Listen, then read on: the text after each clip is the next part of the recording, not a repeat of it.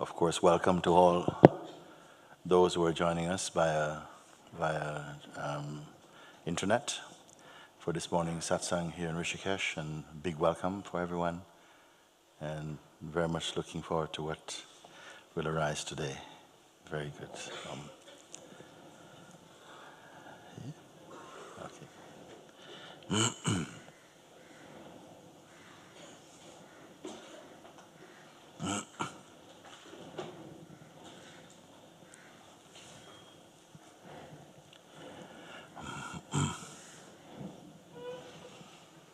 Thank you very much, Muji. Thank you.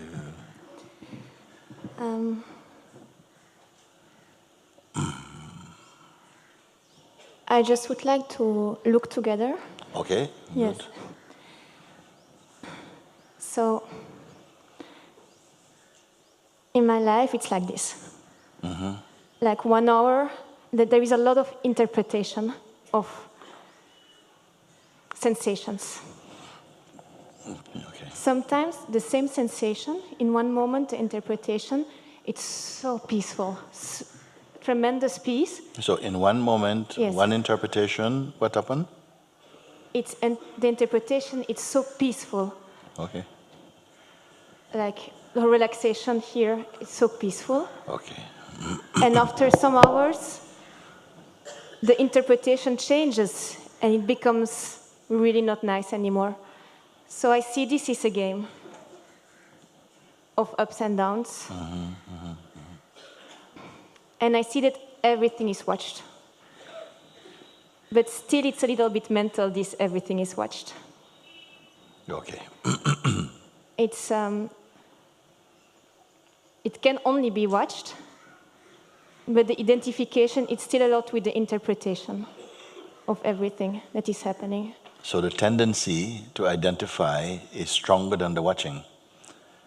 Because watching actually perhaps is not the most appropriate word here, because watching means your energy is fixed on what is happening. And if it's the traffic of sensations and thoughts that come, if we're watching, at some point some thoughts will come that you will take a ride with them.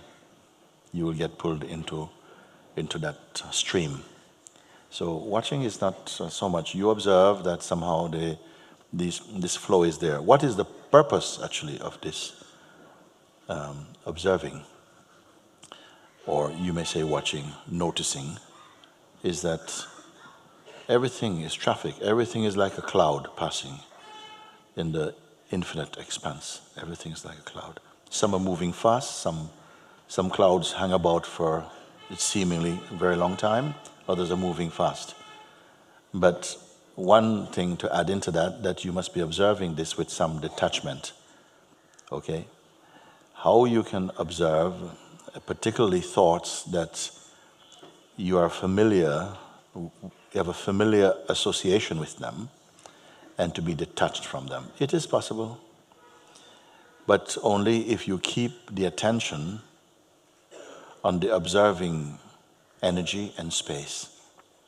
It is a panoramic space, an open space. And watching means that somehow everything that comes, both of little significance and greater significance, is noticed in the space of the awareness, consciousness. Everything is there. But if you itemize your seeing, so okay, now this red car, where is it going? Then you're going to get pulled in. But in a sense, if we use an example of driving in the countryside, so you're driving, and even in the city, in fact, you may be driving in the city, and somehow an experienced driver is driving, and they may not be looking at every single thing, because that will be a stress, to be a strain. There's a quiet openness, a panoramic viewing of things. You're sensitive and sensing your environment. So anything moves a certain way, you're already in tune with it. It's not that you're watching for what will run out in the road next. But there's an awareness, it's very broad. It's not focused on any specific thing. And yet at the same time, it can focus on something without losing the larger awareness. Can you follow that?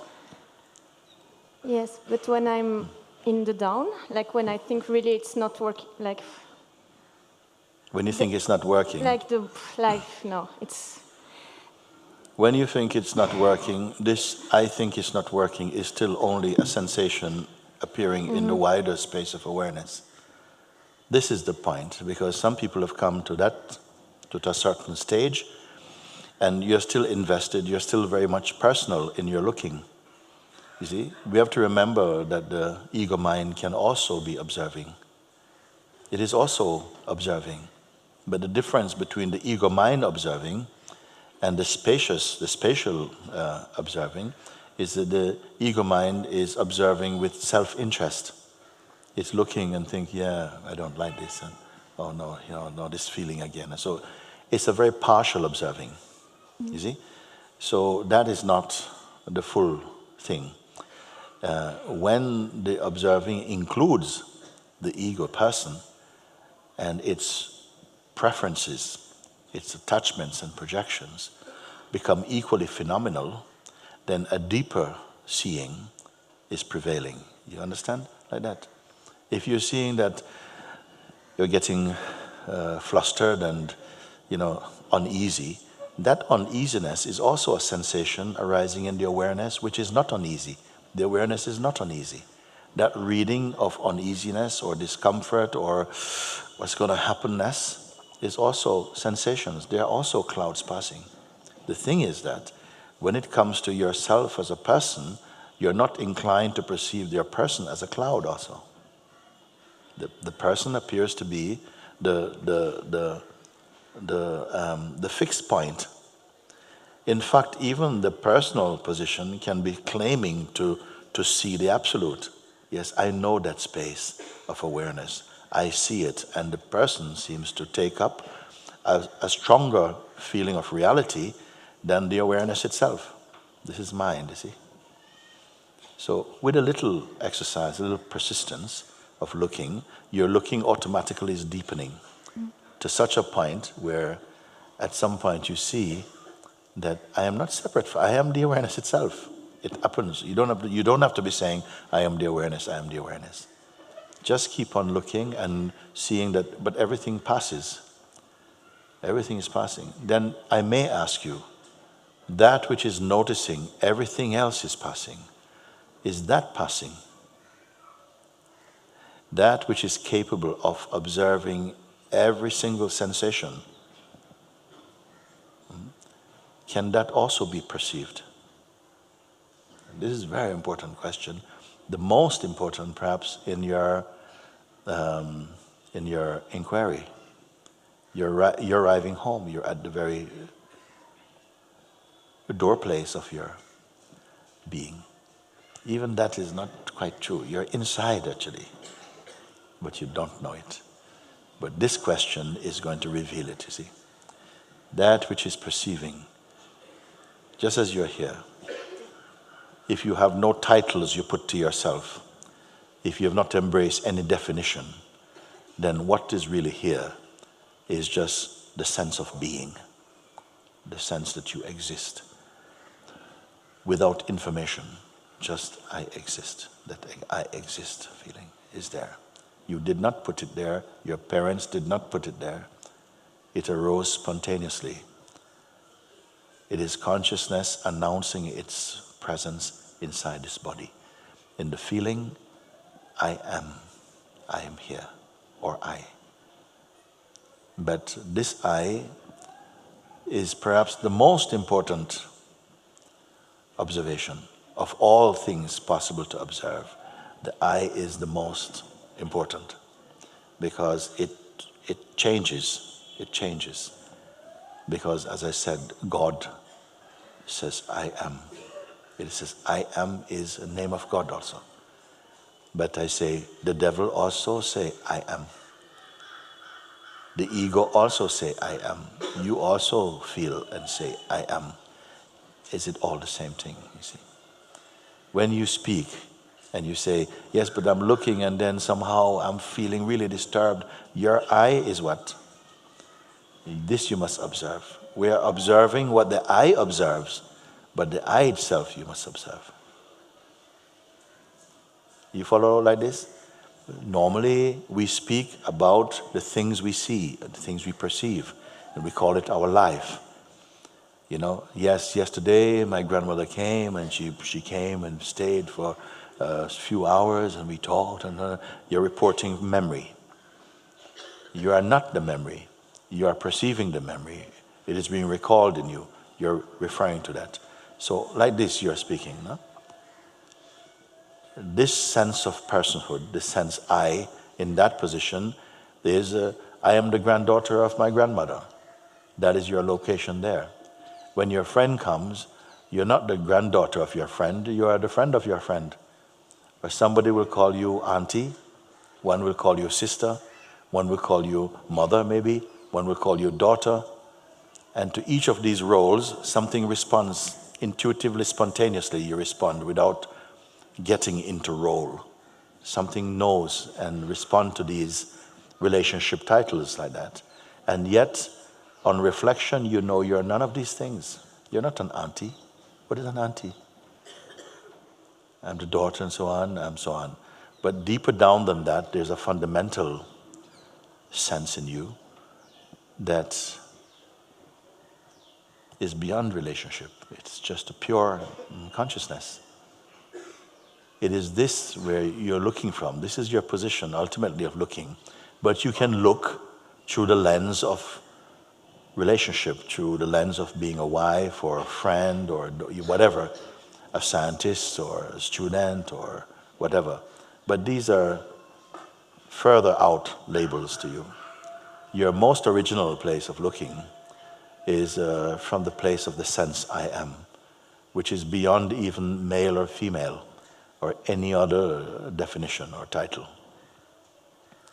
So again, when you say now, you're looking and you see your mind is moving the traffic and some sensations are nice. Yes, if they're nice, then they're nice. Don't try to change them even. But don't enter them. Don't combine yourself with them. Stay as that neutral space in which everything is seen and put the attention on the neutral space. And the seeing will still happen, but it will not be so virile. It will not be just telling stories to whom. They're just, everything is evaporating in that. That is important. Now, you may feel, but I don't want to see like that. I want to feel passionate about what I see. No, not anymore. No, okay. For a time, no. you say now, not It's anymore. Okay. So then you should be able to hear what I'm speaking much more clearly yes, then. Yes. It's too much ups and downs. I don't want it anymore. Yes. Yes. You see, now ups and downs will be fine if you are just yourself. You just notice up and downness. It's not a big deal. There's many different rhythms the life force will manifest through. And you may experience them in the body, but they take their reading from you, not from themselves. You see, one thought might be so powerful for someone, and for someone else it's nothing. It's not that the thought has that power. It is empowered by your interest and your identity. This is how it works, in fact. But it's true, I'm still very much looking from the person. I see it. Yes. So. But who looks at the person? Who sees the person, you see? The sense of personhood. Don't identify so tightly. The sense of identification plays through and as the person, but that is also observed. You see? The place that you are most locating your identity will feel like the clearest standpoint from where you are referring or looking. But as you come to see that even this standpoint is also perceivable, a deeper seeing emerges, And in that deeper seeing, your viewing is much wider and less turmoil is there, less trouble. now you're switching over from the outer sensation to the inner sense of being. And in the inner sense of being, even though it's not tied to any phenomenal object, there's greater peace, there's greater joy, more stable, there's clearer seeing, there's wisdom. Everything is there. It's the higher food, in a sense, I can say. It's the higher fragrance. The body also has its fragrance. The body also has its food. The earth body and the earth mind has its own field that it lives in. And for a while, this will be your domain. But gradually, as you are receding into consciousness, your attention, then your diet change. The more you're being nourished by love and peace and joy, you see? And then even beyond this also it may come a point where even this beautiful state of presence is also perceived to be a phenomenal, also just a play, the most auspicious part of the dream, you may think. Maybe I'm speaking these things too early, I don't know. But there must be some person who understands that. Not merely intellectually. Just like at some point we used to play some games and go some places, and that was our pastime, that was our pleasure, and it was enough. But you outgrew them as you outgrow your clothes. So if you try and put them back again and go back, there will be no nourishment. You have moved from this position. In the same way, the beingness move back, recedes from the person mode and is moving back, reversing, so to speak, into a deeper place. So your presence is reflecting or emanating more peace, more loving quality, more silence, more patience. And this, you don't have to say that you have this. It is perceived by those who are sensitive enough to see you. They will feel the vibration of your presence is changed. Like this.